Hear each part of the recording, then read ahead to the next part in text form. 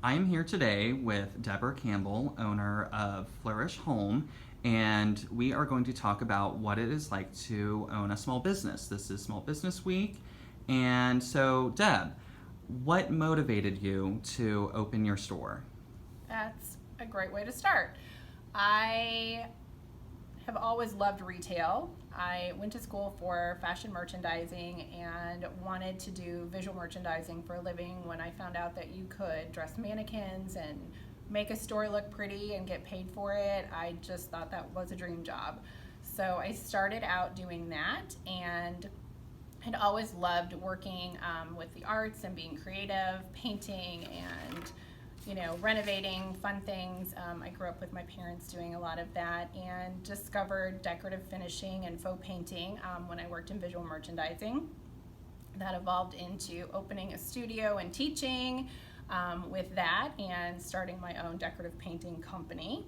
And that's where I discovered Annie Sloan Paint and decided that to kind of come full circle and create a retail store using my two loves of retail and decorative painting and decorating all in one place. How have you and the business evolved since you've opened? Is it now coming from an angle, which is good, a lot. Coming from an angle as is it what you expected before you opened doors? We've changed a lot. We really started out thinking that we would sell paint and a few home accessories, because if people are decorating, then of course they need a new vase or a lamp or something to go with some of the painting that they're doing. And I really thought that I would be teaching a lot of classes and doing a little bit with the store, and the store just really evolved and continued to grow. We had a lot of customers saying this is the best place to buy gifts, this is our favorite store to come in and buy a gift, so we expanded that area.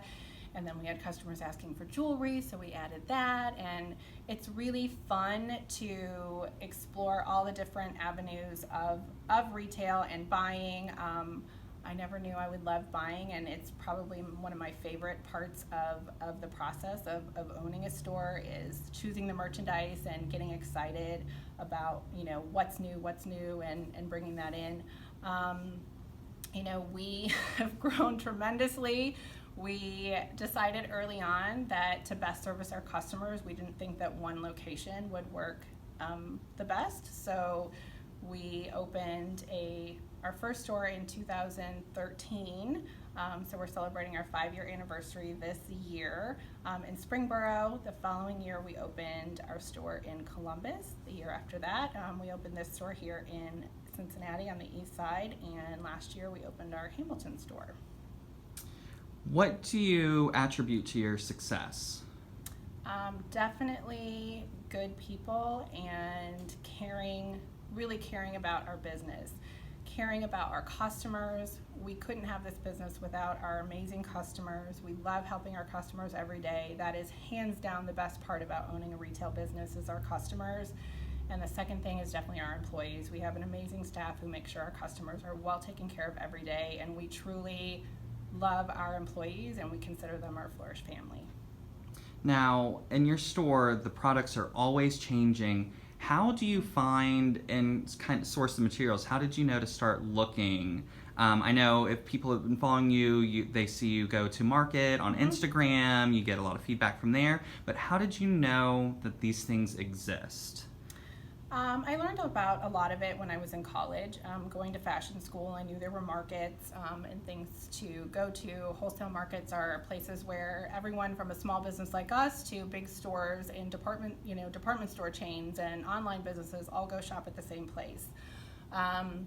So I knew that was one place to go, but it's so much different than what I really expected. It's literally millions of square feet of showroom after showroom after showroom, and it's almost like a treasure hunt. When you go on, if you've ever gone to a garage sale or antiquing, and there's that one little treasure that's hiding someplace amongst a bunch of crazy and ugly and broken and things like that. market's not a whole lot different. It's a lot of crazy, and you really need to dig to find those treasures. So, and we do, my husband loves going picking, so we do, antique shows, and he does some building and that too. So we try to really find a variety of things. So now move on to work-life balance. How has that affected? I mean, with 4 stores and no balance. There's no such thing. I think that's a good question, because I think that's something that gets brought up all the time. How do you balance this? When you own your own business, it is not clocking in at 9 and leaving at 6. There is 24/7. You think about your business, you breathe the business, you eat the business, everything. It's our kids are involved in the business. They help schlep things. They help take care of each other. They, come in, they've helped us paint. They unload trucks. They have done everything. They used to schlep paint up and down stairs every week when we got paint deliveries in the early days. And we're thankful when we got the retail shop and could have everything on one level, and we didn't have to walk boxes up and down stairs anymore. But it is our family business. So I think that we're really lucky that my husband and I work together, because we're working towards the same goal every day, and that's really creating a good business that can take care of our family and help our communities. And that really helps, because we really truly love what we do, and we're very passionate about it, so it doesn't feel like work. That being said, having time off is nearly impossible, and when I get that figured out, I'll let you know. Well, and also, so on top of that then, what is your absolute favorite part of being a small business? I guess the best part and the worst part is maybe the same thing. I love being able to figure out what's new, figure out what we can do to really impact our community, what we can impact our customers. That's really fun. It's also a little bit scary, because you're making all the decisions. You don't have anyone to blame if anything goes wrong with that too, but it's fun, and nobody's perfect. Everybody makes mistakes on things, and you learn along the way, but we try our hardest just to do a great job.